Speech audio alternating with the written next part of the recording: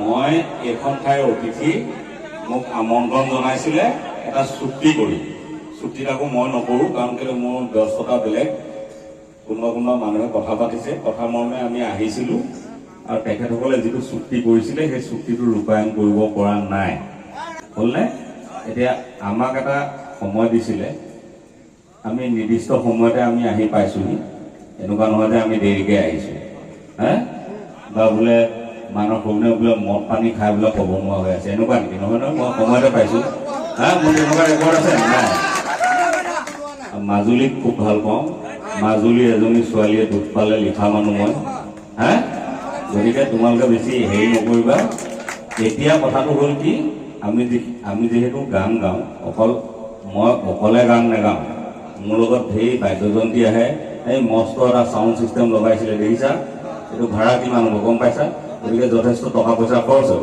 গতিকে টকা পইচা নোপোৱাকৈ বা টকা পইচাৰ কথাটো ফাইনেল নোহোৱাকৈ আমিও আহিব নোৱাৰোঁ মোৰ বাধ্যবাধকতা থাকে কাৰণ কেলৈ সেই মানুহখিনিক মই পইচা দিব লাগিব ন তেওঁলোকেতো কমিটিৰ লগত কথা পাতি নাই অহা মোৰ লগত কথা পাতিহে আহিছে হয় সেই মানুহখিনিক কোনে পইচা দিব লাগিব মই পইচা দিব লাগিব বাকী মই নিজে পাওঁ বা নাপাওঁটো পিছৰ কথা এতিয়া কমিটিয়ে যিটো চুক্তি কৰি আনিছিলে আমাক আনকি মানে এডভান্সটো আজি দিম কালি দিম কৰি আছিলে শেষ মমেণ্টত ক'লে যে আপুনি আহক আমি মঞ্চত উঠাৰ আগত আপোনাক পইচাটো দিম ক'লে তাৰপিছত ৰ'ব কথাটো সেই ক'বলৈ তাৰপিছত তেওঁলোকে হ'ল চাগে যোগাৰ কৰিব নোৱাৰিলে কিন্তু শেষ মুহূৰ্তত কমিটিৰে এজন ল'ৰাই নিজৰ মাকৰ পেঞ্চন একাউণ্টৰ পৰা এখন চেক দিছিলে মই ক'লোঁ যে মই ইমানো তললৈ নামিব নোৱাৰোঁ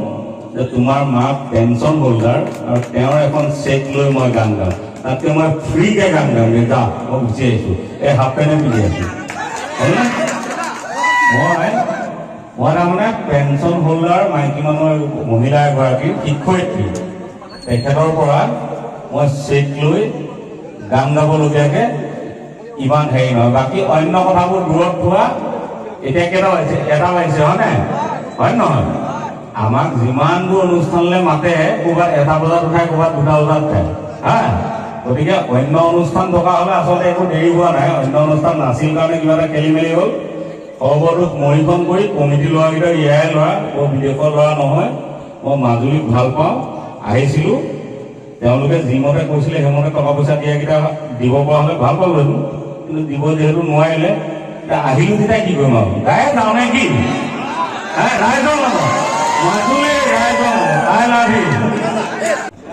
ইমান দূৰ ডাঙৰ নৈখনৰ কাৰণে বাৰু ফেৰীত আহিব লাগে মাজুলী ৰাইজে সেইটো বুজি পালোঁ কিন্তু এই সামান্য দৰিয়া ঘাটটোৰ তলৰ এখন কিয় হ'ব তেতিয়া মোক দেখুৱালে যে এইটো প্ৰফুল্ল মহন্তই পতা আধাৰশিলা আৰু এইটো হিতেশ্বৰ শইকীয়াই পতা আধাৰশিলা দুয়োপাৰে দুটা আধাৰশিলা আছে দুটা আধাৰশিলা বাগৰি আছে দলং নেহি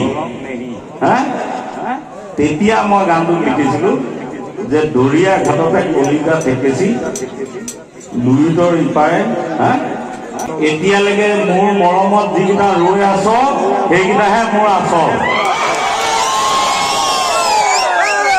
মানৱ দা আহিব বুলি যিকেইটা এতিয়ালৈকে ৰৈ আছ সেইকেইটাহে আচল 50টা আগতে গাওঁ 100টা আগতে গাওঁ মোবাইলবোৰ আছে চবেই লাইভ কৰি দিবি চবেই চাবলৈ পাব কাইলৈ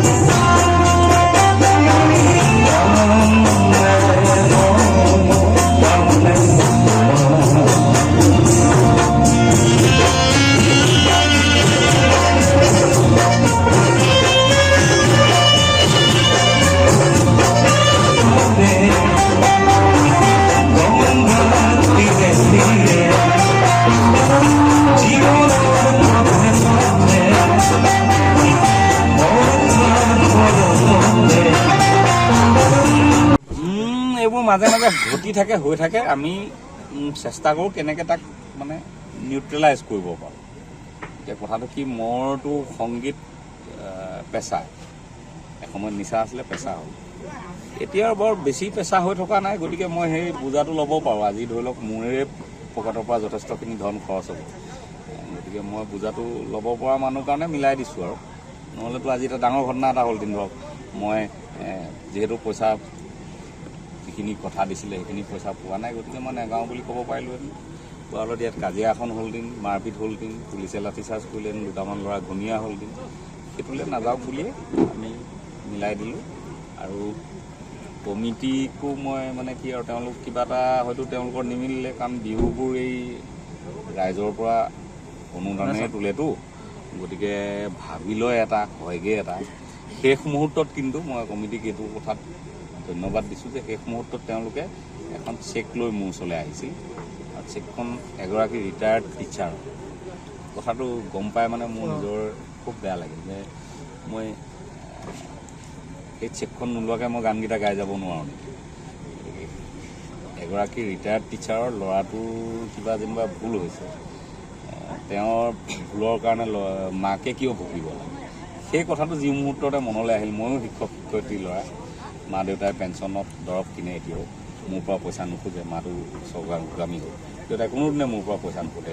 সেইটো হ'ল তেখেতসকলৰ স্বাভিমান যে মই নিজৰ কিবা এটা পইচা পাই আছোঁ, আৰু সেই পইচাটো যদি আজি পুত্ৰৰ কথাৰ কাৰণে যদি মোক দি পঠাব লগা হয়, সেই পইচাটো নিও মই সুখ নাপাম। গতিকে মই ক'লোঁ যে এই চেকখন মোক নালাগে, তোমালোকে যদি অন্য ধৰণে পইচা দিব পৰা দিয়া তেতিয়ালৈকে মই ৰ'ম, মই গুচি যোৱা নাই। কিন্তু ক'ত দিব নোৱাৰিলে আটাইখিনি পইচা, তথাপি মই গাই দিলোঁ, কামটো কৰিলোঁ।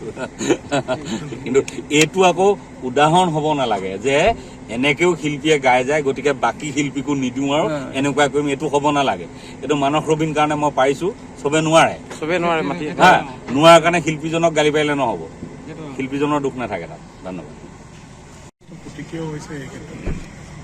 নহয়, সেইবোৰ কথাৰ ওপৰত মই মন্তব্য দিব এইকাৰণে নাযাওঁ, কাৰণ কেলৈ আৰক্ষীৰ কিছুমান প্ৰট'কল থাকে। গতিকে তেওঁ যেতিয়া ইউনিফৰ্মত ডিউটিত আছে, ডিউটিত থকা সময়ত এই প্ৰট'কল যদি ভংগ কৰিছে, আৰক্ষীৰ যিটো নীতি নিৰ্দেশনা আছে, তাৰ ওপৰত আৰু মই কি ক'বলৈ যাম, ক'বলৈ যাওঁ। কিন্তু মৰমটো অনাহুত সেইটো হয় জুবিন গাৰ্গৰ প্ৰতি, বা আমাকে আজি কিমান মানুহে খাবলৈ ধৰিছে, সেইটো মানে ৰাইজৰ এটা স্বতঃস্ফূৰ্ত মৰম। আৰু তেওঁলোকো যিহেতু অসমৰে যুৱতী, গতিকে সেইটো আছে।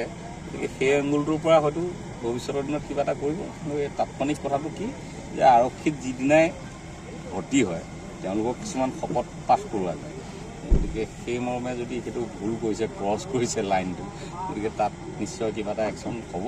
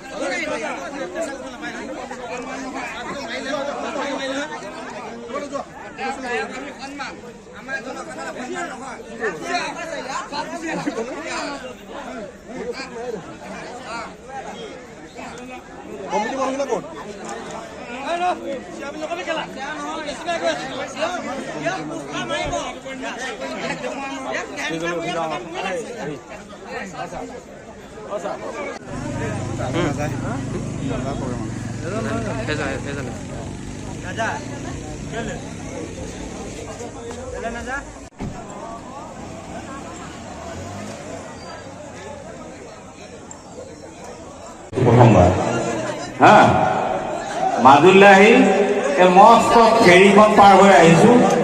এই মাৰপিট কিয় লাগিছে? মাৰপিট নকৰিবা, এটা মৰমৰ মানুহ। মাৰপিট কিয় কৰিছে? মাৰপিট কিয় কৰিছে?